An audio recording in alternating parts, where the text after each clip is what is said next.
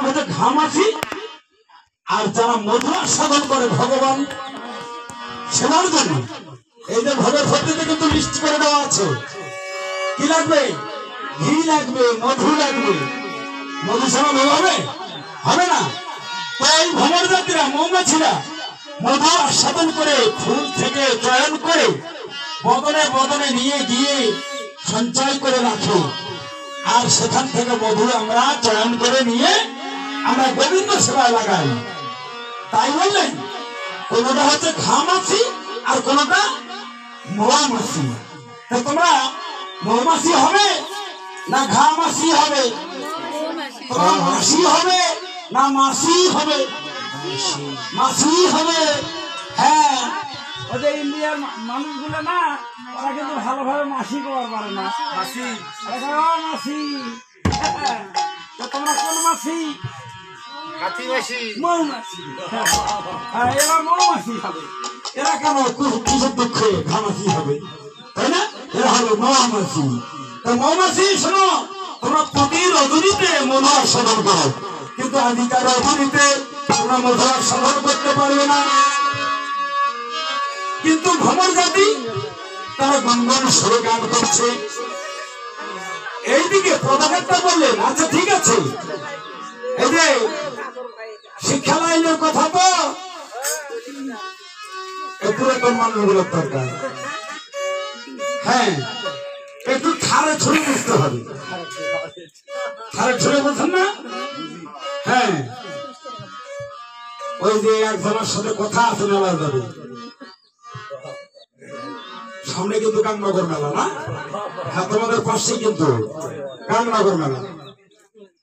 গাংনগরের মেলার একটা কথা বলি।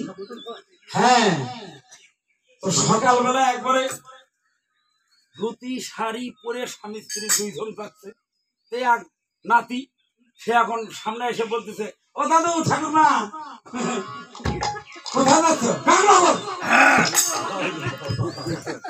কথার ভরসে এখন বড়, কোথায় যাচ্ছ? গাংনগর। নাতি এখন চিন্তা করল,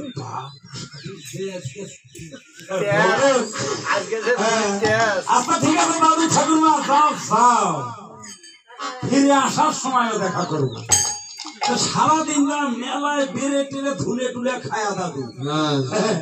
শারীরিক অবস্থা খুব ভালো না, এখন নেশা মেরে গেছে, এখন ঘুরে আসতেছে। ও দাদু মেলা কেমন হলো?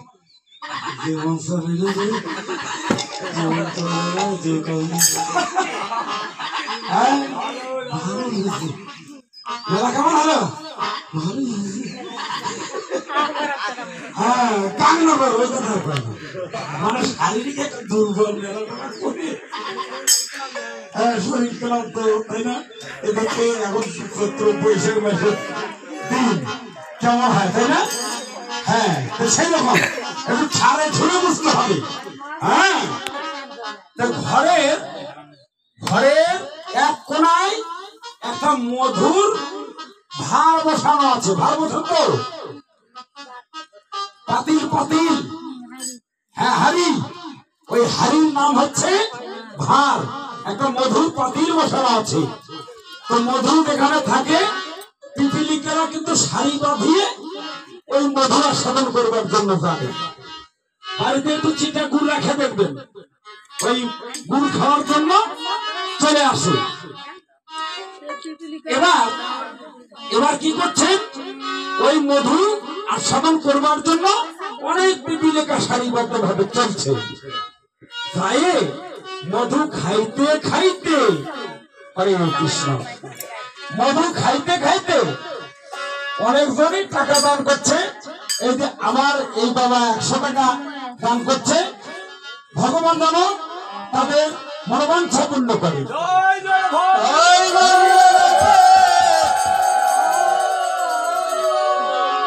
ভগবান যেন তাদের মনোবাঞ্ছা পূর্ণ করে। এই মন্দির যেন আগামী বছর আস্তে আস্তে আমরা যেন কিছু উন্নয়ন আবার যেন চোখে দেখতে পাই। আশীর্বাদ করি। হরে কৃষ্ণ। এবার কি করছেন, মধু আস্বাদন করতে করতে পিপিলিকা ওখানে অনেক মরে গেছে। অমাসি হয় না এমন? হ্যাঁ অনেক পিপিলিকা মরে গেছে, আর যে পিপিলিকাটা মধু আস্বাদন করে ঘুরে যাচ্ছে, বৈষ্ণব পদকর্তা বললেন এর গুরু বড় শক্তিশালী, একে সুন্দর করে শুধু দীক্ষা নয় শিক্ষা মন্ত্র দিয়ে একে শক্তিশালী বানিয়েছে। তাই সে উড়িয়ে গিয়ে মধু আস্বাদন করে আবার উড়িয়ে চলছে আপন গন্তব্যস্থানে। এদের কেবল গুরু ঘর শক্তিশালী, এদের ভজন পাকা। তাই এইতে কত ভ্রমণকে নিষেধ করছে, কিন্তু কেহ মানছে না।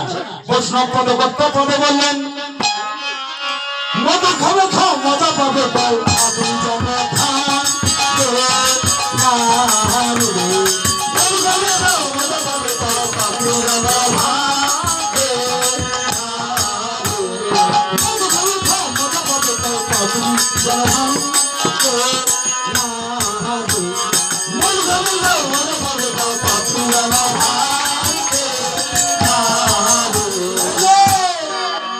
মধু খাবে খাও, মজা পাবে পাও, কিন্তু ফুলের পাপড়ি যেন ভাঙে না। পাপড়ি ভাঙলে পরে কি হবে, তুমি মারা পড়ে যাবে। ওই মধু যদি একটু পাটনায় লাগে ওই মাসি কিন্তু আর উড়াতে পারে না। তাই মধু খাবে খাও, মজা পাবে পাও, দুঃখ নাই। পাপড়ি যেন